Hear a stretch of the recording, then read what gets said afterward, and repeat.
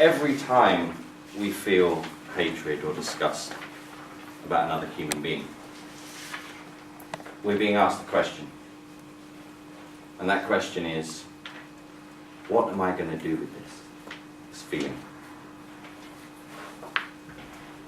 Tonight I want to talk to you about the futility of hatred, the sad prevalence of it in our world today, and suggest maybe one way we can contribute to changing that. Every day we make small little judgments. Those small little judgments lead to small little comments. They develop into beliefs, bigger beliefs, and sometimes dogma. These get passed on to our children, and on it goes.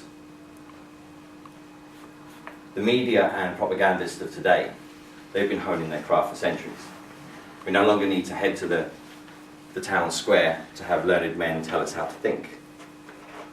They have a direct line to our pockets now. Our mobile phones, tablets, other technological devices. And that's why today, more than ever, we need to be a lot more discerning about what we allow into our minds. And even more discerning about what comes out of our mouths.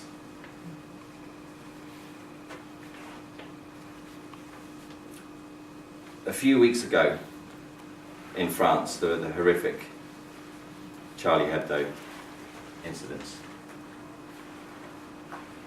Regardless of anyone's views or opinions, it was a tragic waste of human life.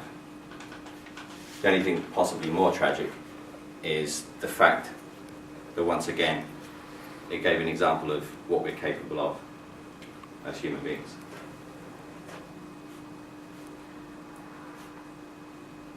How people responded to that was to commit more horrific acts. I mean, it happened around the world, but in France alone, Muslim prayer groups were shot at, mosques were burned down, and in Lyon, a kebab shop was blown up. A kebab shop. I watch with apprehension the traction being gained by fundamental, extremist, far right-wing groups, peddling their own particular brand of hatred and discrimination, exploiting events such as these to further their own agenda. And I ask, how does this help? How? Pouring more hatred on top of hatred.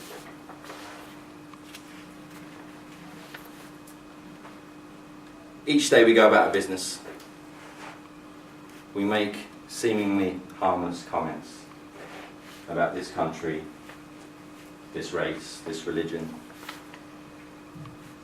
this person's sexual orientation. We do it in front of our children, our friends, our family, our colleagues. We need to remember that we're either spreading love and tolerance or hatred and intolerance. When something like the Charlie Hebdo attacks happen, it elicits strong emotions, strong feelings. That's the time when we're in the most danger. That's when we're most vulnerable to hatred, when those feelings come up. It's also the time when our passion and our power and our ability to influence those that would be influenced is at its strongest. I'm not saying don't feel outrage. I'm not saying don't feel anger. I'm not saying don't condemn these. What I'm saying is don't get caught up in the emotion. It's directed where it needs to be directed. Don't lambast whole nations and groups and religions based on the actions of a few.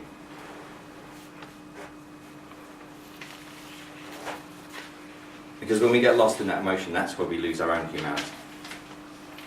I think where hatred is concerned, we're either part of the problem or we're part of the solution.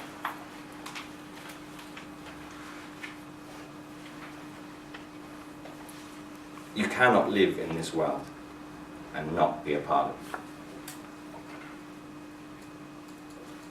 Your words leave an imprint, as does your silence. We contribute in the smallest of ways without even realizing it.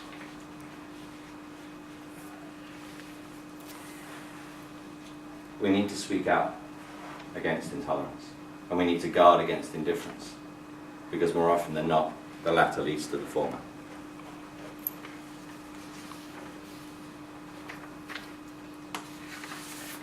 Yes, condemn the acts, but not people. Yes, condemn the behaviours, but not people. Let's not retreat into our groups saying, my group is better than your group. My group is more right than your group.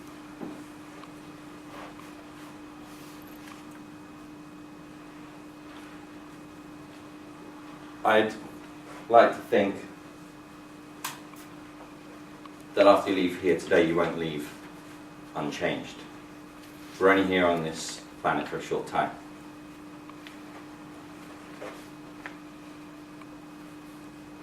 But the next time you feel those emotions coming up, I'd like you to remember the question, what am I going to do with this? And those feelings will come up because we're human. But what's also human is we've been blessed with faculties for reason and logic. And it's to use those when that question is answered. To not forget your humanity and to do the humane thing.